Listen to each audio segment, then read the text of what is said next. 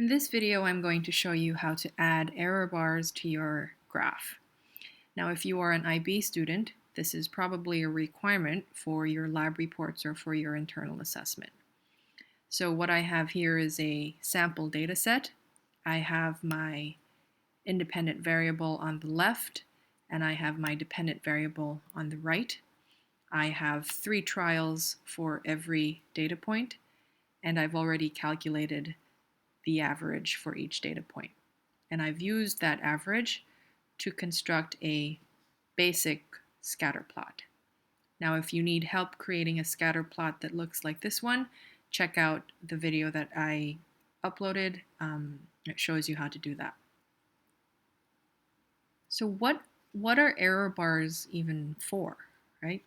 I mean, right now we have a pretty good looking graph. I have a best fit line. And to answer that question, perhaps we should look at 2 different sets of data. So what I have here are fairly similar looking data tables. It seems like they have the same, they investigated the same independent variable and dependent variable. They even used the same values for the independent variable. And in fact, they show even very similar averages for the dependent variable. So if we were to graph these 2 sets of data, they would look very similar. Probably look something like this. But let's take a closer look at those 2 data sets. So obviously the averages are very similar. The values for the independent variable are very similar. Take a closer look at the trials though.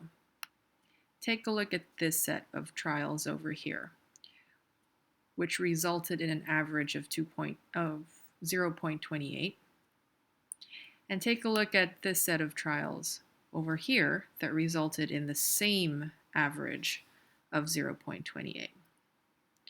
Notice how far apart these measurements are from each other. They vary all the way from 0.10 to 0.4. On the other hand, take a look at the 3 trials here. They seem to be closer together, more precise. They only vary from 0.24 to 0.32, so a difference of 0.08. So if we were to represent these 2 sets of data by just simply plotting the averages versus the values for the independent variable, the graphs end up looking exactly the same, which is perhaps an unfair representation of the measurements. There has to be something on our graph that conveys the difference between these 2 sets of data. One where the measurements are very far apart, they're spread apart, and another where the measurements are closer together. So that's what error bars are for.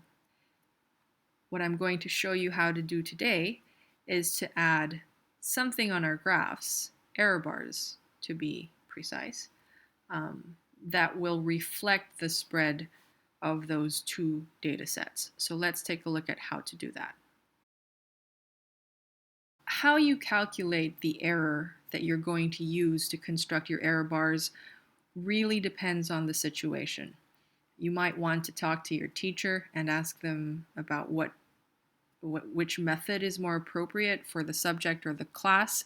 You might want to look at your data more closely, but I'll show you 3 different methods today. The first one is pretty simple. You simply take a look at your uncertainty in your measurement.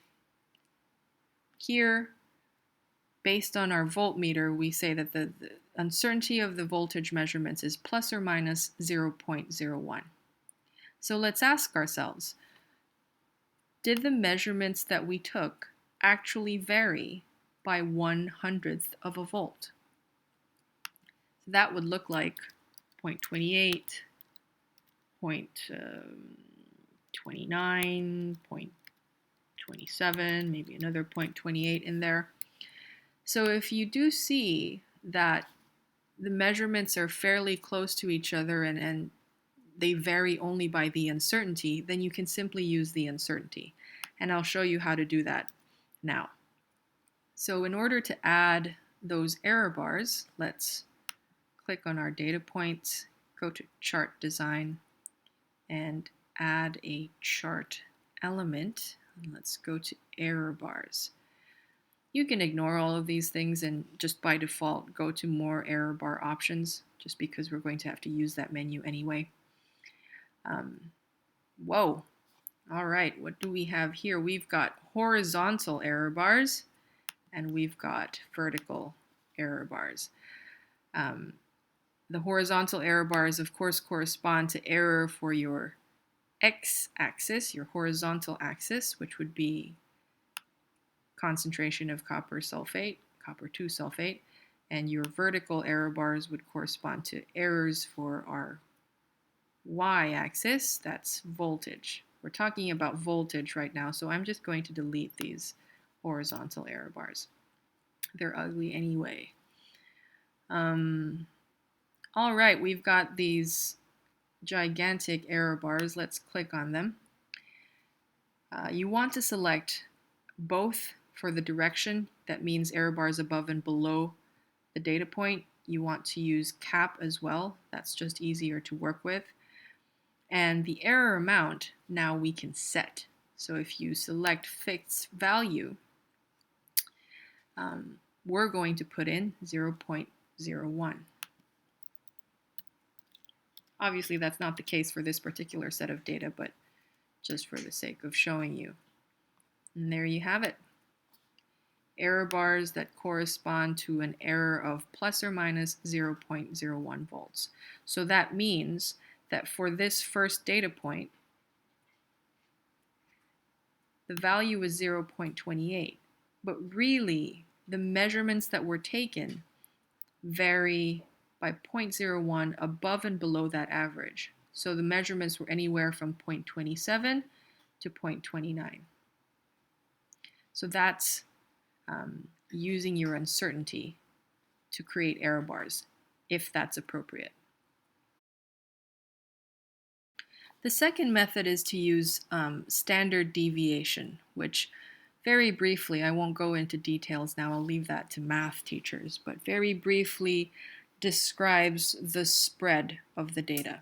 So if you have a low standard deviation, in this case the blue curve,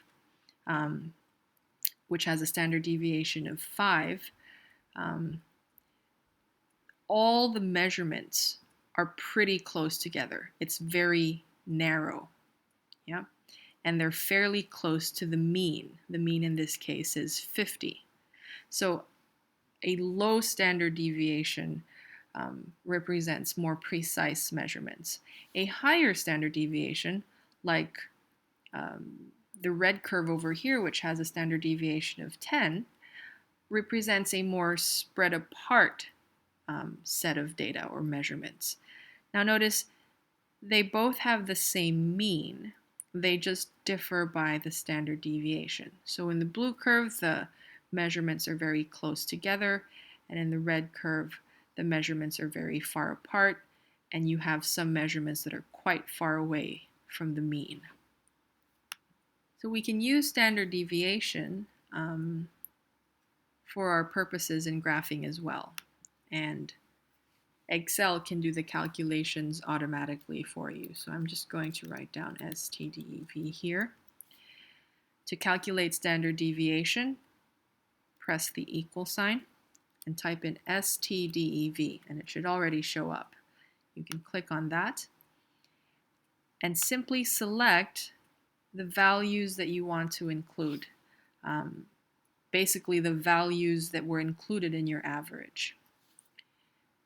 Press enter and copy that formula down. Again, just as in your average, you want to make sure that the number of your decimal places is consistent with your other measurements. You want to do the same thing for standard deviation. Right, So how does this now create error bars on our graphs? Notice that the standard deviation is different for every single data point. So we can't use the method that we did earlier because that method would create the same error bars for every point. So what we're going to do is click on those error bars again, or let's start from the beginning. Click on your data points, go to chart design, add a chart element, go to error bars and more options. Ignore everything else, including the standard deviation button over here. Let me take away those horizontal error bars. Okay, so ignore everything else. Click custom, because we will tell Excel what those error bars should look like. When you click custom, click on specify value. It will take you to a window like this. Click on the button that appears on the right. So for our positive error, click and drag and select all your standard deviation values. That tells Excel that for this data point, this is the error value, and for this data point, this is the error value. Click on that button again and do the same thing for the negative error value. And click OK. And there we have it. Error bars that are different for every single data point. Notice that the standard deviation for the first data point is the highest, and so that should correspond to the largest error bar. So that tells us that although the average is 0.28, the measurements could have varied by 0.16 above and below that average. So let's just see if that's actually kind of true. So below 0.28, that would be 0.28. Actually, let's just click 0.28 minus 0.16, and above, that would be 0.28 plus 0.16. Now, is that actually true? Did our measurements vary by about 0.12 to 0.44? Not exactly, but it's close enough. It's close enough. 0.10 to 0.40. So we can decide to use these error bars for our graph. The last method that I want to show you is also fairly straightforward, and it basically uses the minimum and maximum values within your trials and dividing the difference by 2. So basically we're calculating the range of values and then dividing that by 2 so that it goes above and below the average. So, I mean, you can do this manually. You can say, oh, it's 0.40 is the maximum minus 0.10 is the minimum, and then divide that by 2. Or you can create a formula using Excel and just copy that formula down to the succeeding cells. And that's what we'll do today because that's more fun and also more efficient. So I'm just going to type in error here to be clear. Press equal sign, and I'm going to open and close a parenthesis and divide whatever's in there by 2. So going inside my parenthesis, I want the maximum minus the minimum to calculate the range that is going to be halved. So I'm going to type in max for maximum, click that, and then just select again the values that you want to find the maximum for. And then subtract minimum, select the values again, and press enter. And we got 0.15, which is what we got earlier. So let me just copy that over, and again, notice that there are different error values for the different data points. Now, let's check to see if this is an accurate or fair representation of our measurements. So let's see, 0.28 minus the error That would be our minimum value, and 0.28 plus the error would be our maximum value. So did our measurements vary between 0.13 and 0.43? Again, not exactly, but close enough. And we can check that for all of our other data points as well. Did these measurements vary between 0.25 and 0.46? Kind of. Did these measurements vary between 0.29 and 0.48? Also, kind of. So this method also seems appropriate, just as the standard deviation method. So let's use that to construct our error bars. Again, different error values for every data point. So let's start from the beginning. Chart design, chart element, error bars, more options. Take away those silly horizontal error bars. Custom, specify value. Select all your values for error. Do the same thing for the negative error value. And there you have it. Different error bars for every data point, showing that the first data point has the largest error and the largest error bars. So when constructing error bars, you must use your best judgment. Don't indiscriminately use one method for every single investigation that you conduct. You must look at which method actually creates the error bars that are the fairest representation of the measurements that you've made. So in this particular exercise, it seems standard deviation and using maximum and minimum values were the most appropriate in constructing error bars. Let's go back to those two sets of data that we were looking at earlier.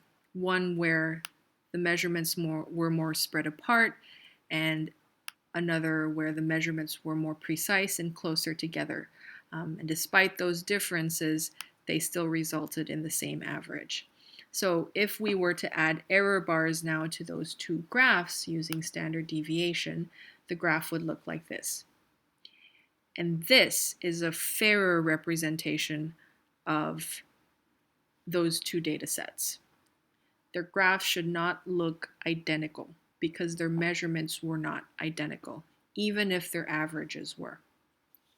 So the larger error bars in this graph indicate a larger spread in the measurements, perhaps less reliable data, and also a less reliable relationship, because your best fit line doesn't have to hit the average in the data point, or it doesn't have to hit every data point. It should be within the error bars. So if we take a look, there's really a whole bunch of different lines that we can draw here that still fall within those error bars. I can draw a less steep line. I can draw a really steep line. I can even perhaps draw a horizontal line, which would indicate that there's no relationship between these two variables. Also, if you compare two data points, notice the overlap, that even for two different concentrations of copper 2 sulfate, from here all the way up to here, we could have similar measurements for those two different concentrations.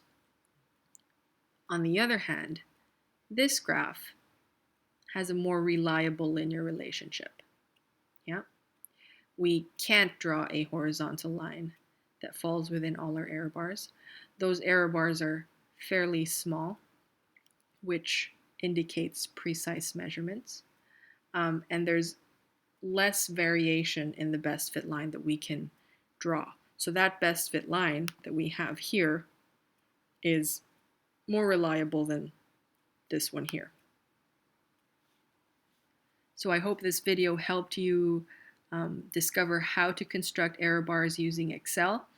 and also to decide on which method you're going to use to construct those error bars, but also a little bit on why we use them in the first place.